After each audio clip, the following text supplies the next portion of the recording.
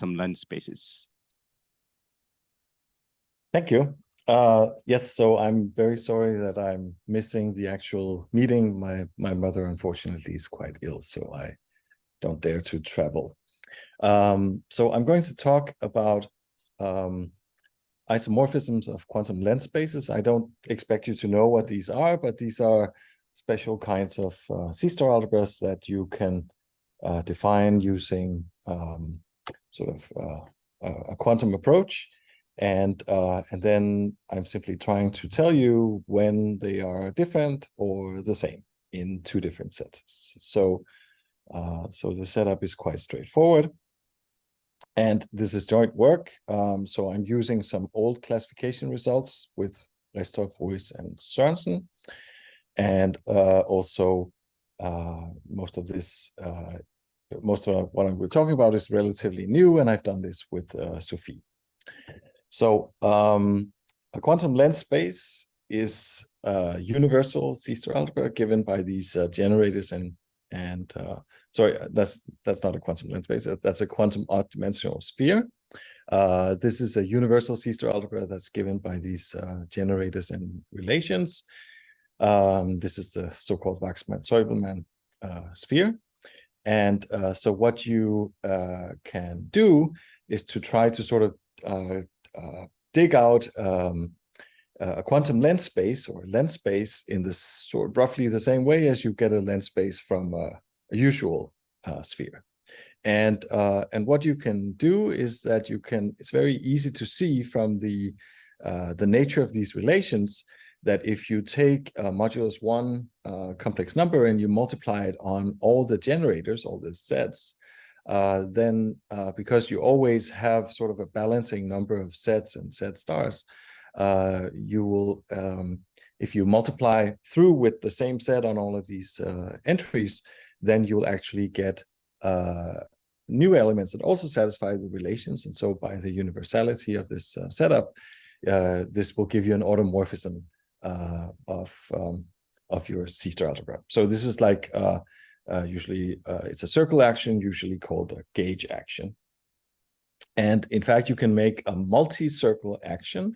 This is important here. So you can take different modulus 1 complex numbers for every generator, and you can put 1 in front of every one of those, and that will give you an action of the k+1 torus.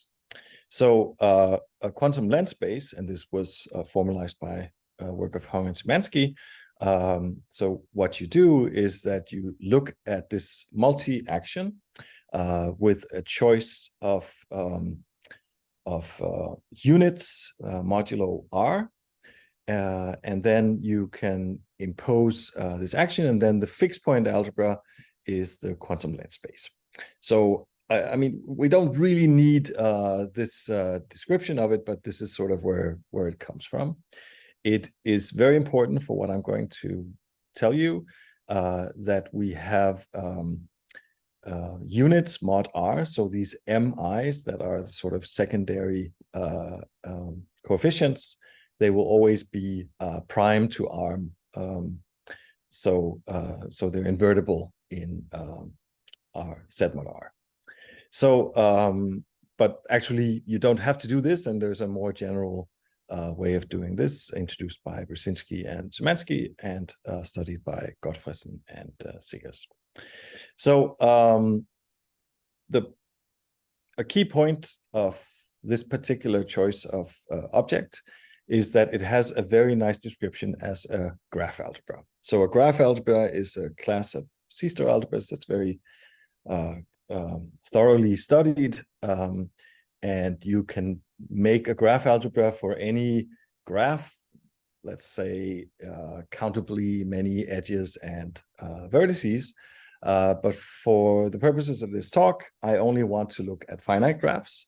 That's not true. Or I only want to look at row finite graphs and essential graphs, which is a special kind of graph where you, first of all, you have the assumption that there are no sinks or sources. So when you sort of run around on the graph, there's always one extra, you can always take another step, either back or forth.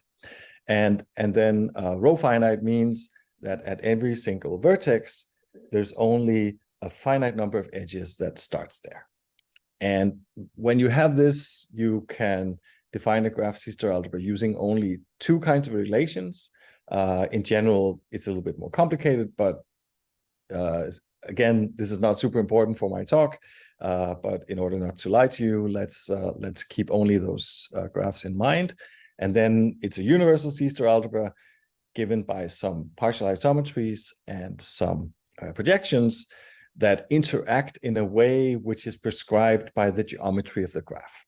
Right? So the idea is that whenever you have a graph, let's say essential row finite, then there is this C-star algebra that you can then study. And the reason why this is relevant is actually Hong and Szymanski in their foundational paper. They prove that every quantum length space is in fact a graph C-star algebra. So you can come up with a graph which models this quantum space, if you like. Right? So the quantum length space given by the parameters R, which so the primary parameter, and then the m0s up to the mk's. These are the secondary parameters, and the k is in a sense the dimension of the quantum length space. So the dimension is 2k plus 1. It has to be odd. So this is how that works.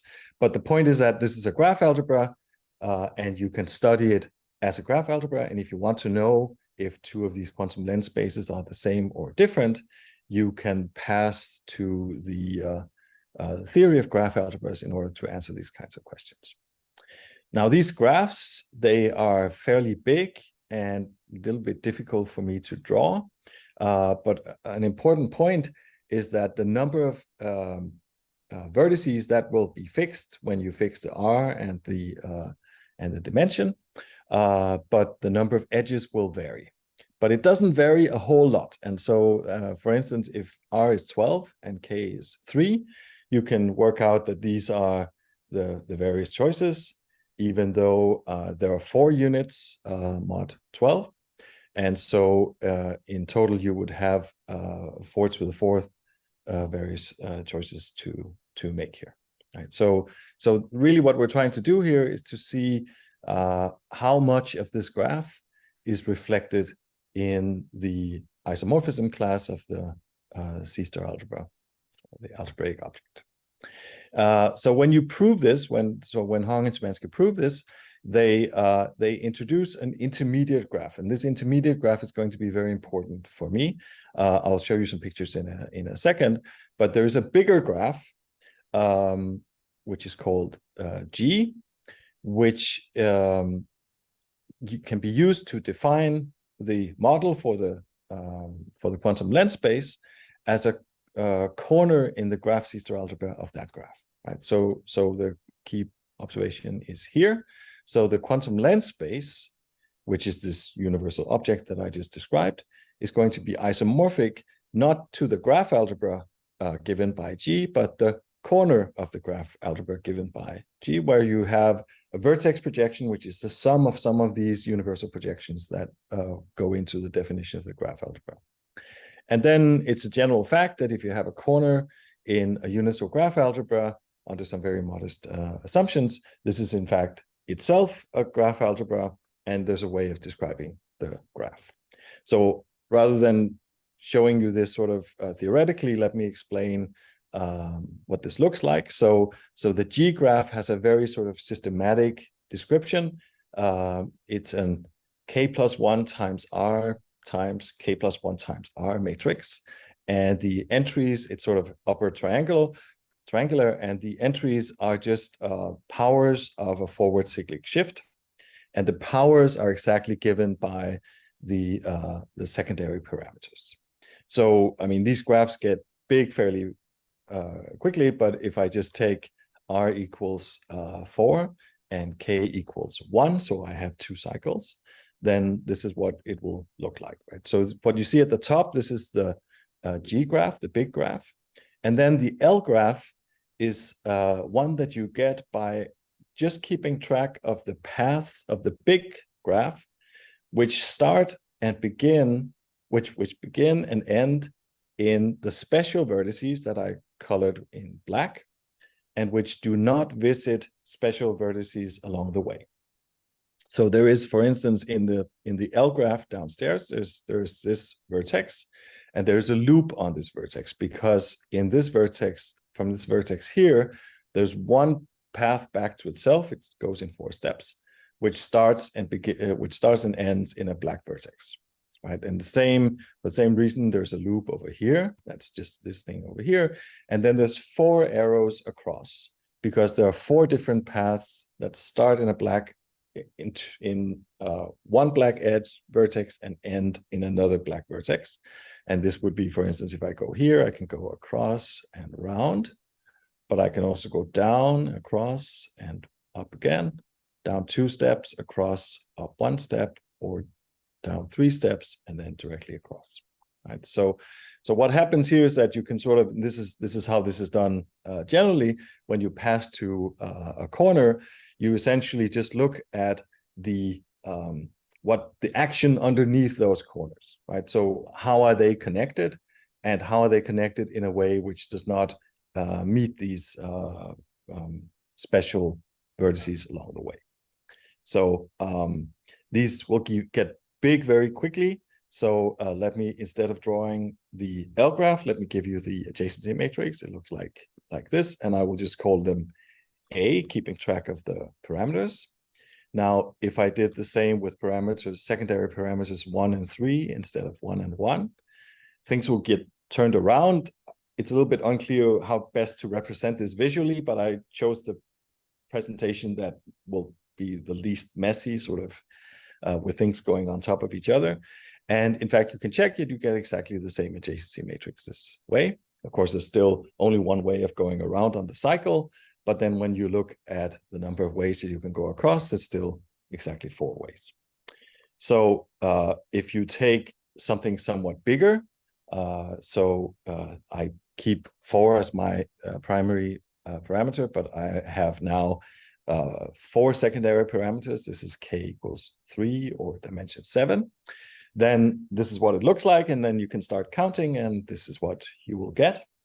And in fact, when you vary the secondary parameters a little bit, you can get different matrices out, right? So up here in the 1, 4 position, I have 20, but down here I have 24. Right? So you can see there's some variation in the secondary graph, in the compressed graph, and also in its adjacency matrix, of course. And if you do with the primary parameter equal to 12, which is the case where I counted all the number of edges, then this is the 4 different ways that it can be distributed, right? And you can see that you get always the same on the diagonal and just above the diagonal, and actually twice above the diagonal.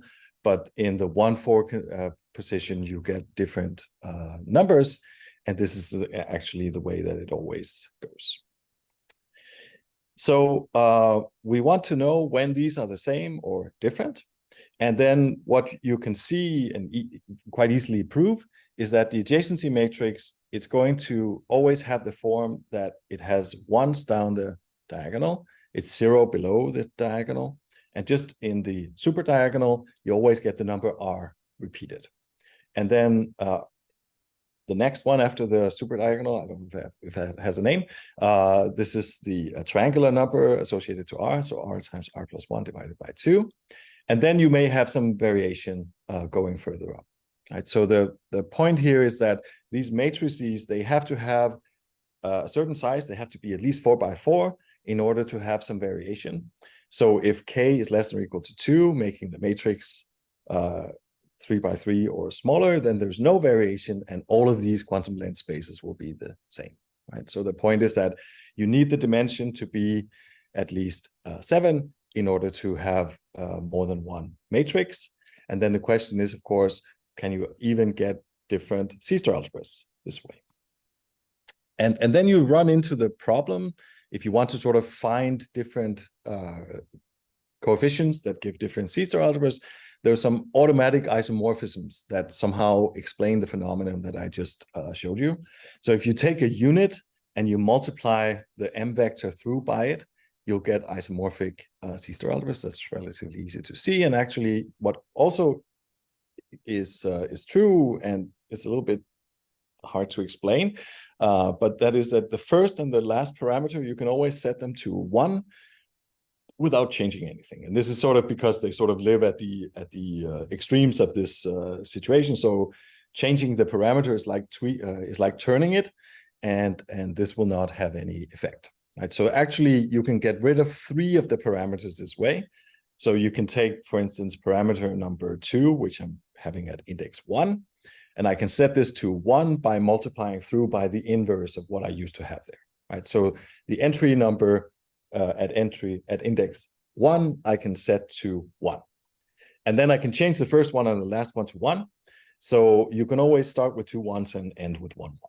Right? So the isomorphism problem can be reduced completely to that special case.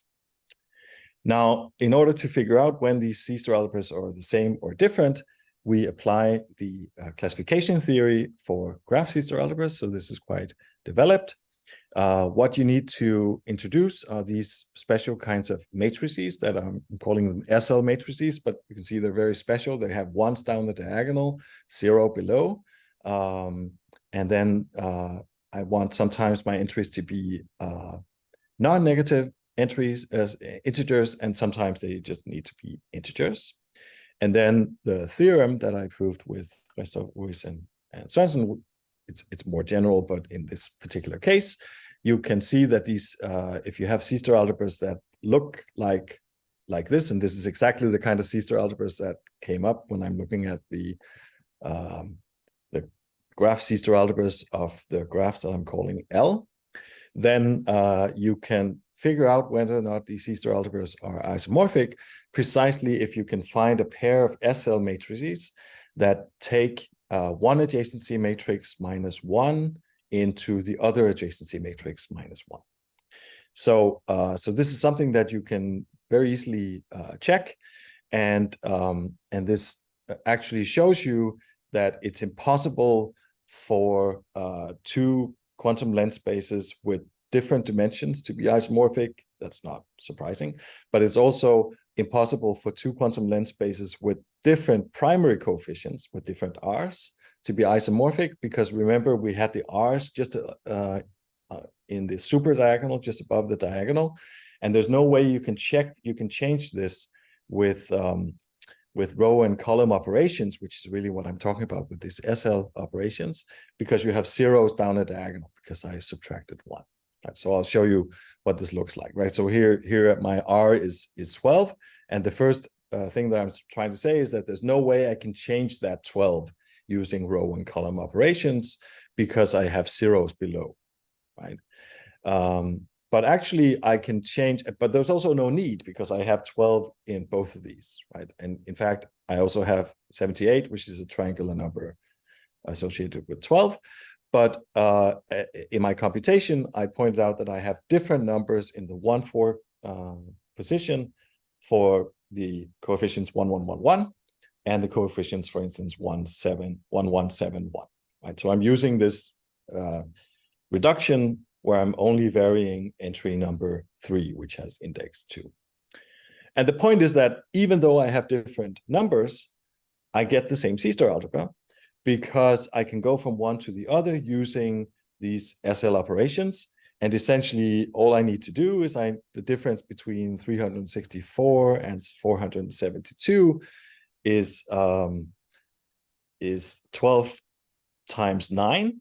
So I can simply do like for instance, a row addition where I add 12 to 364 9 times, right? And this is what I've done with this choice of U and V. But I can also see that if I, for instance, take 1, 1, 1, 1 and 1, 1, 11, 1, 11 is just, of course, it's minus 1 modulo 12, then it's impossible. There is no choice of U and V that will take one to the other. It's very easy to see because, of course, the only thing I can do is to sort of add the numbers that I have below in some fashion. But the GCD of 12 and 78 is 6. And the difference between these two numbers is 220, which is not a multiple of 6. So it's impossible to go from one to the other using these matrix operations. So this tells me that actually these two C-star algebras are different. Right? So what we proved, this is quite a while ago now, we proved that if 3 divides the primary coefficients like it does with 12, then you will get exactly 2 isomorphism classes of C-star algebras this way. One is the one that you get 1, 1, 1, 1, and the other one is 1, 1, minus 1, 1, just like in the example that I showed. And then if 3 does not divide R, they're all the same. So this means that if you fix the dimension to be 7, there's sort of either, depending on what R is, either there's 1, either they're all isomorphic, or there's exactly 2. Then if you go to higher dimensions, it gets more complicated. And I had some students a while ago that proved that if you fix the R, and the R is not 2, I mean, if R is 2, there's only one choice of M's, and so there's nothing to vary. But if R is any other number, then there is a dimension where you get more than one isomorphism class. And the dimension is actually the smallest divisor of R, which is not 2, which is bigger than 2. So for instance, 3 divides, then it's 3. But if 3 does not divide, then perhaps 4 divides, then you can get by with a 5 by 5 situation, and so on.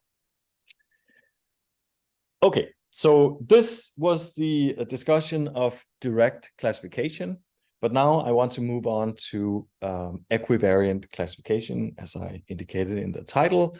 And what I'm trying to do now is to tell you when our two graph C-star, when our two quantum length spaces isomorphic in a way preserving the gauge action. Right, so that just means that I have two C-star algebras. They both have a circle action, and I'm just looking for an isomorphism that commutes with that action. Right, so I will write this as isomorphic with a little gamma as a subscript. And so, of course, the question I'm asking is only for the quantum length spaces. Right? And this is something which is relatively natural to ask for, because the gauge action sort of comes automatically with the quantum length space, but it's also a very good test case, it has turned out. So we know very little about this kind of isomorphism. So in a sense, the other question that I just discussed, we already had the classification results ready to answer this question. In a sense, this was something that we did as an application of things that we had already done. But this is sort of the other way around, is I don't have the classification, and I'm hoping the theory doesn't exist, and I'm hoping that this example will help us understand what kind of theory we need to develop in order to answer questions about equivariant isomorphism. So now we need to be a little bit careful, because a graph algebra comes with a circle action. This is very easy to see for the same reason as before, because if I just leave the projections B and I take my parameter and I multiply it on the partial isometries, then from the fact that these relations are so balanced in terms of S and S star, it's very easy to see that you get an automorphism on this universal C-star algebra for any such zeta. So this is again a natural choice of a circle action. But we need to be careful, because we, of course, need to adjust this circle action on the graph algebra to the circle algebra that we're really interested in, the one that comes naturally on the quantum length spaces, given as the original model that I showed you. So, but when you have a gauge action on a graph algebra, there's a very well-developed theory to understand this gauge action. For instance, the fixed point algebra is very well understood. The fixed point algebra turns out to be AF. So it is a corner of a graph algebra, which is AF, and you can very easily describe this graph algebra. So what you do is if this is your original graph, then what you do is that you take what's called the skew product, which is just a repetition of this graph infinitely often, where you take the graph and you let all the edges point forward. So what this means is, for instance, I have a loop over here at the rightmost vertex. This is represented as this element, but instead of going from the vertex back to itself, it goes from copy number I of the vertex to copy number I plus 1, right? So it will point forward. And in the same way, I have an edge going from the leftmost to the one in the middle and back again. This will be represented as an infinite number of edges when one goes from the first vertex at time I to the second vertex at time I plus 1 and vice versa. Right? So this will give you a graph. And when you take the graph algebra of this now infinite graph, this turns out to be an AF C-star algebra, and the fixed point algebra is a corner of that AF C-star algebra corresponding to the vertex projection, where you just take the copy of the original graph at some index, say index 0. Right. So this is a very well understood fixed point algebra. And now, of course, the hope is that I can use my understanding of graph algebras not just as C-star algebras, but as C-star algebras with gauge actions to study the equivariant isomorphisms of the quantum length spaces. And for this, I mean, I have some good news, I have some bad news, and then some mediocre news. So the good news is that actually the quantum length space is equivariantly isomorphic to the corner of the graph C-star algebra of the big graph G. Right? So this is the intermediate graph, the big graph that was introduced by Hong and Szymanski in order to prove that it was a graph C-star algebra given by the L. So the bad news is that this corner that we want to look at is not equivariantly isomorphic to the graph algebra. So this means that I am not able to pass to the Hong-Szymanski model for the quantum length space if I want to study it equivariantly, because I lose equivariant information when I pass from the G to the L. And actually, you can prove that there is no graph algebra. So this corner is not isomorphic to any graph algebra. So there is no graph that describes the C-star algebra in an equivariant way, but you can get very close. It's equivariantly isomorphic to a corner of a graph algebra. This is just a fact of life. And then what we're going to use to with quite a lot of success is sort of the halfway thing, that the fixed point algebra actually turns out to be a corner of the fixed point algebra. So this works. So you can just take the big graph, you take the skew product, and you pass to that corner, and this will give you exactly the fixed point algebra. So so even though you don't have a graph algebra, you have something which is almost as good. Right? So you just need to keep track of these corners, and I'm doing this with keeping some of my vertices will be white and others black, and this is just a bit of bookkeeping. So now I want to make reductions just like I did before, and then you can see that now you can no longer hope to let the first and the last parameter equal to 1. This is not going to work, but it still works that you can multiply through the coefficients. So instead of being able to assume that 3 of my coefficients are 1, I can get 1. Right? So let's just say that the first one is always 1 whenever that's convenient. And now let me show you some things that you can try to do in order to prove or disprove that 2 quantum length spaces are equivariantly isomorphic. Right. So the first thing you can do is that you just take this model of the fixed point algebra. So of course, if the C-star algebras are equivariantly isomorphic, then the fixed point algebras must be isomorphic as well. And it's easy to see from this model that I just showed you that there's only finitely many ideals in this fixed point algebra, this AF algebra. And so I will say that the lattice of ideals, I will call it L. This is obviously an invariant for equivariant isomorphism. Right? So if I happen to know that my quantum length spaces are equivariantly isomorphic, then they must have the same ideal lattice. Now, in order to describe this ideal lattice, you have to make these somewhat complicated drawings. So this is, I'm just showing you dimension 3, parameter 4, and then 1 and 1. This is the skew product of the G graph, the big graph, right? But I need to pass down to the corner, and this is I'm just keeping everything that lies underneath the black vertex. That's essentially how this works. And so you can see that this is the model, and if you know a little bit about AF algebras or graph algebras, you can see that there's exactly 2 ideals here. It's sort of a downstairs ideal and an upstairs ideal. Right? So you can describe the ideal lattice using these kinds of graphs. And when you vary the parameters, for instance, I vary them to 1 and 3. Now, this looks a little bit more complicated, but it's the same idea as before. And then I cut down to what's underneath the black vertices.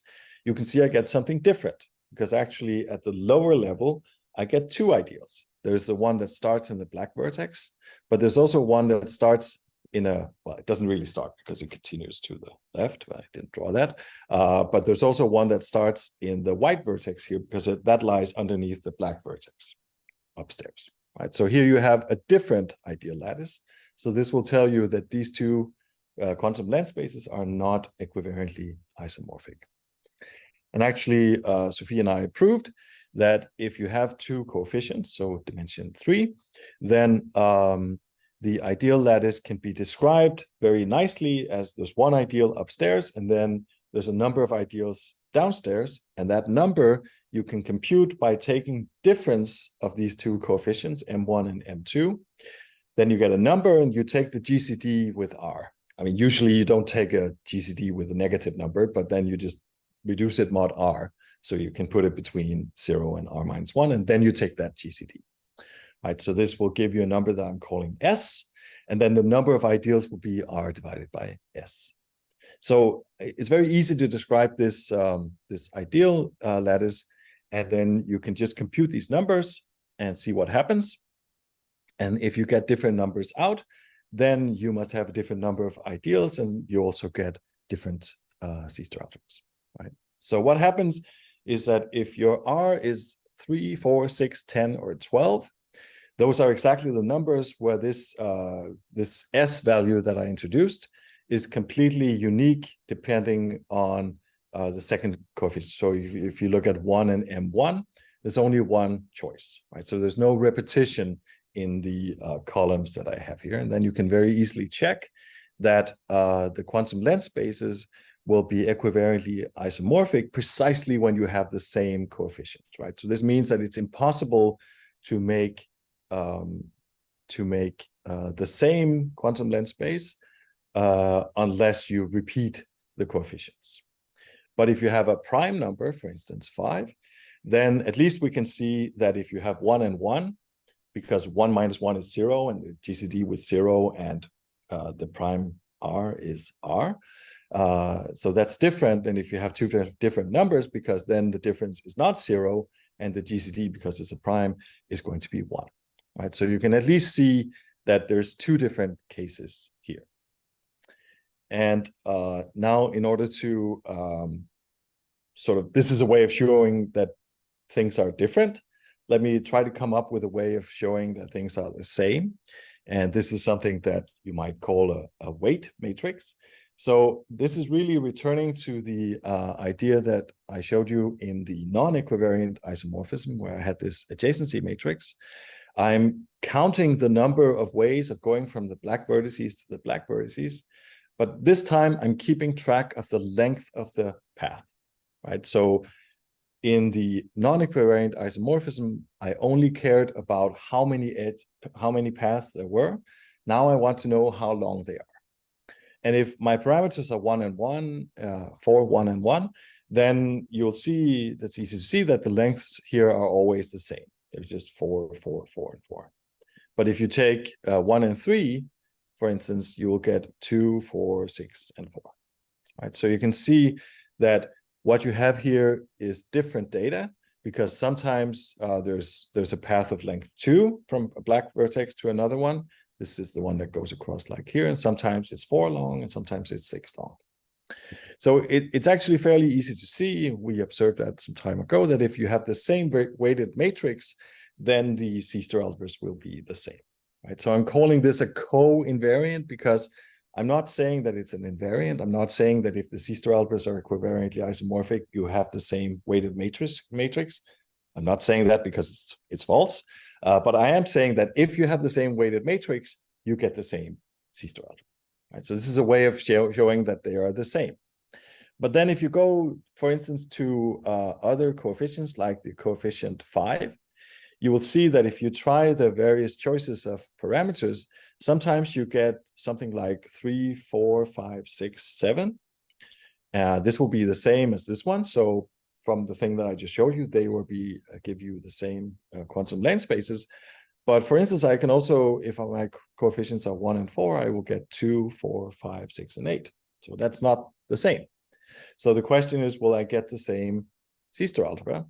And it actually turns out that yes, I will get the same C-star algebra, because it doesn't matter what these numbers are, except what happens after I mod out by the primary coefficient, which in this case is 5. So the right thing to do is to take the matrix where you do the same as what I did before, but you reduce all the entries mod R, right? So what I will get, for instance, with 1, 1, I used to have like 5, 5, 5, 5, 5. Now I get 0, 0, 0, 0, 0. But the difference that I had in my W matrix before has disappeared because of when I go mod R, I will get the same entries, actually all of the possible residues in this situation. And then you can check that you get the same C-star algebras. This is a little bit tricky. You have to take a nice choice of generators and relations and check that you can send one to the other. So, so what Sophie and I worked out is that this R matrix has a very nice description in the three-dimensional case. So what you simply get is a very systematic vector in the off-diagonal entry, and it depends on the number S that also came up when we looked at the ideal lattice. Right, so essentially, what you get in this entry is R numbers, and these R numbers will be subdivided in R modulo S piles, where you first get a 0, and then an S, and then a 2S, 3S, and so on. And now, since I know that this is a co-invariant, I know that if the R things are the same, then the C-star algebras are the same. But I also know that I have an invariant that depends on S, because that's the ideal lattice. Then you can see that at dimension 3, we know everything, right? So the C-star algebras will be equivariantly isomorphic if and only if these GCDs are the same, if and only if the R matrices are the same, if and only if the ideal lattices are the same. So, but it turns out that going above this dimension, the invariants that I have are not precise enough. So this using the ideal lattice, this is not going to work in higher dimension. And actually, there's a standard thing to look at, namely the dimension quadruples, dimension triples, which is what people look at in this kind of business, where they want to know something about equivariant isomorphism, or in a more algebraic setting, it would be called a graded isomorphism. So what you can do is you can look at the so-called dimension triple. This was introduced by Krieger in the context of symbolic dynamics in the late 70s. So you just take the K-theory of this graph C-star algebra of the skew graph. So that is an ordered abelian group, and it comes with a shift map, because this is it's obviously a repeated graph, so you can shift everything. And this induces a map at the level of K-theory. And this data is well studied. It's called the dimension triple. And then there is the so-called Hasrat conjecture that says that you will get equivariant isomorphism if and only if of, say, graph algebras, if and only if the dimension triples with the class of the unit are the same. So, so you can always go from left to right. From right to left is a hard problem, but it's known to hold in some cases. For instance, if you have a simple graph C-star algebra. So so we don't have C-star algebras anymore. because, sorry, we don't have graph C-star algebras anymore. We have corners of graph C-star algebras. So we came up with the conjecture that you can sort of do the same, right? So I'm just saying that instead of having the unit compared to the unit at the level of K-theory, I will just have the P projection, which gives me one corner, and the Q projection, which gives me another corner, and I just want those to be sent to each other.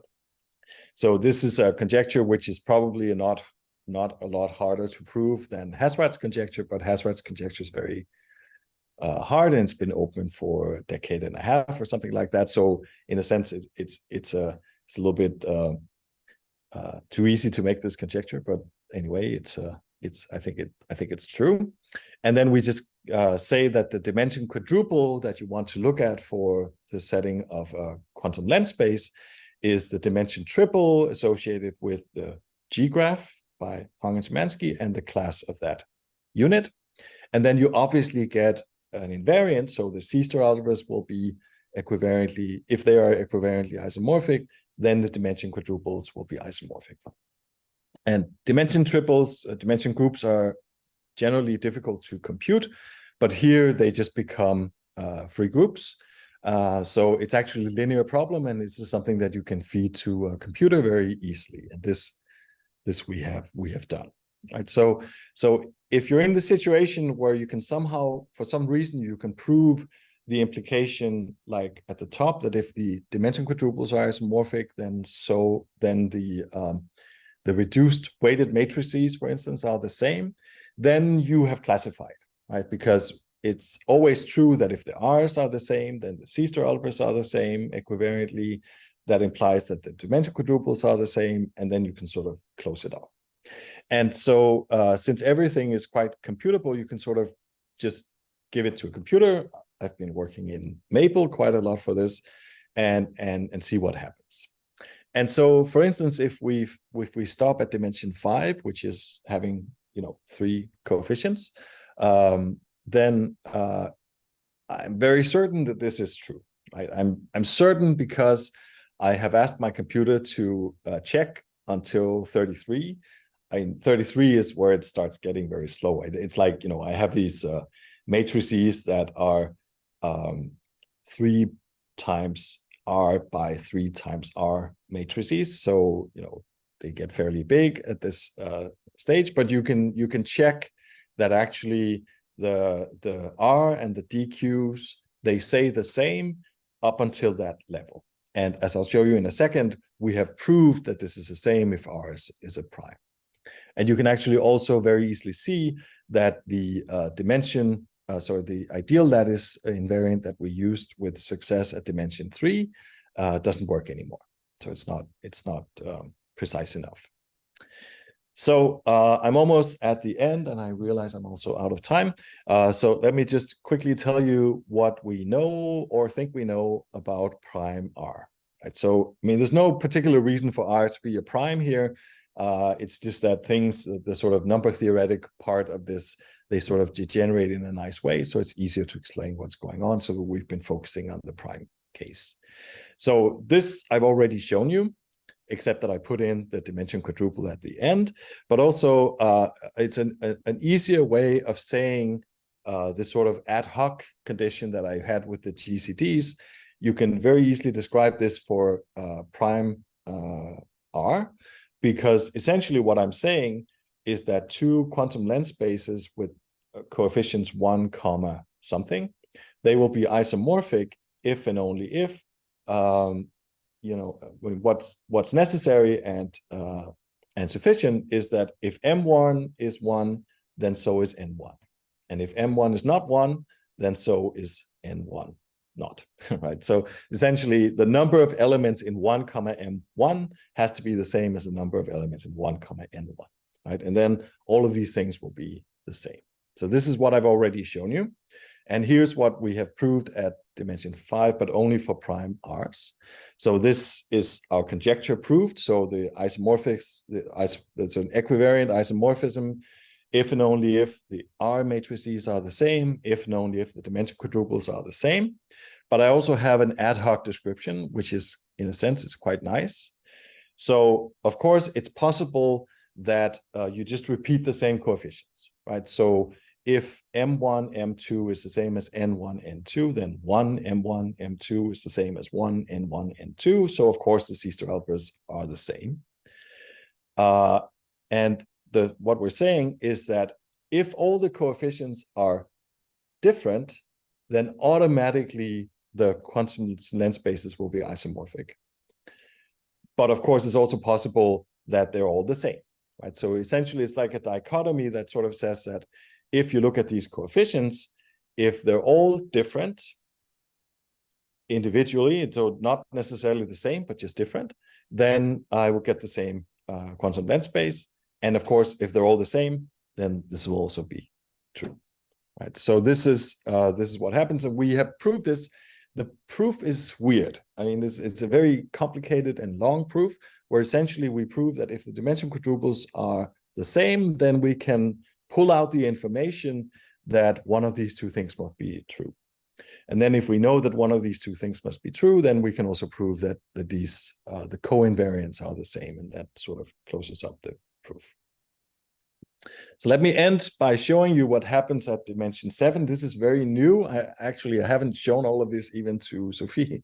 So, but what happens is I sort of cleaned up my program, and then I could make it run faster. And then I actually got out some information at the next dimension, which was a little bit shocking to me. So what we can see, for instance, is that the invariant and the co-invariants, they differ.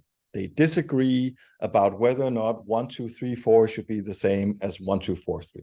Right? So the dimension group says they should be the same, but the weighted matrices say they should be different. And also they agree about 1, 2, 3, 1 being the same as 1, 3, 2, 1. Right? So I had somehow expected that it would still be necessary for these to have no repetitions in order to get the same C*-algebra, unless of course you have exactly the same. But here I do have repetitions, but in sort of a controlled way. The first parameter is the same as the last parameter. So I mean, down here it's clear what is true. This has to be a real isomorphism between the quantum length spaces. But up here you sort of have to make your choice, right? Because I don't really know what to trust, but I feel very certain that the dimension group is right and the weighted matrix is wrong. In fact, when you compute the weighted matrix, they're different for very obvious reasons. Namely, the original matrices, the ones that I called A, are different, right? So there's 40 ways up here and 45 over there, right? So of course, there's a tuple of 40 weights, which is not the same as a tuple of 45 weights. Right? But I, on the other hand, you can sort of imagine that then you can do like a row or column operation, make one go to the other, and so I very much believe that in fact in this situation I will get the same quantum length space, even though I get different R matrices, right? And this was not an invariant, right? This was just a co-invariant. So this is what I believe is true. I put no names on the conjecture because I'm not sure Sophie believes this, but I believe it. So, and it's based really on a lot of computer experiments. So at dimension 7, I will get that the C*-algebras are equivariantly isomorphic if and only if the dimension quadruples are the same, supporting the Hasrat plus conjecture. And then this is the ad hoc description that you get, right? So either all the coefficients are different. If that happens, I get the same C*-algebra. Or I have a repetition of the coefficients, and of course I also get the same C*-algebra. And then there's this new phenomenon that if I start with a 1 and end with a 1, then I'm allowed to transpose the middle two coefficients. This seems to be backed up by experiments, but of course I don't really know beyond that. So we're going to work more on this. Last time I gave a talk about this. This was a conjecture. This is now a theorem, but there's still a conjecture left. So let me stop here.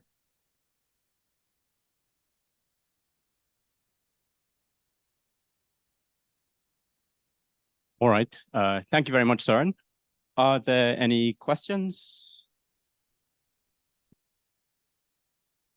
Maybe I'll just quickly ask. So in the last stuff you were talking about, you said you cleaned up your program, but you were still using Maple, was it? Or Yes, yes, okay. yes. Yeah, so Maple may not be the most efficient choice, but so essentially this working out whether or not the dimension quadruples are the same. This is sort of a linear problem, and it's very easy to specify in matrix in Maple what the matrices of this problem are. So that's why I chose it. So, and then I'm asking Maple to solve it, but there's many indeterminates, about 100, and this takes a long time for Maple. So I don't think I can push this a lot further in Maple, but I'm pretty sure that I would be able to go. This is I'm solving over the integers.